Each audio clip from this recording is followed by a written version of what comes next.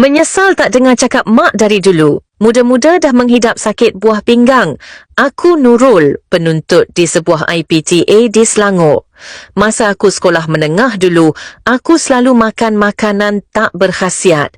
Hari-hari makan Maggi, makanan segera, minuman berkarbonat. Sayur memang kurang sangat sebab tak suka. Bersenam pun tidak, balik sekolah tidur, main game, scroll TikTok, tengok drama. Itulah rutin aku tiap hari, asyik terperap dalam bilik je. Sampailah tiba-tiba aku jatuh pengsan masa tengah kuliah. Masa tu aku baru semester 1. Ambulans datang ambil terus ke hospital. Lepas doktor tunjuk result, sumpah aku terkejut dan sedih sangat. Doktor cakap buah pinggang aku dah bocor, dah tahap 3. Patut aku selalu letih, kencing berbuih, sakit pinggang, kulit gatal-gatal. Aku tak tahu, jadi aku biar je. Ingatkan benda kecil je. Rupanya tu semua simptom-simptom masalah buah pinggang. Lepas tu kawan aku ada suruh beli satu jus rebusan buah kulim ni.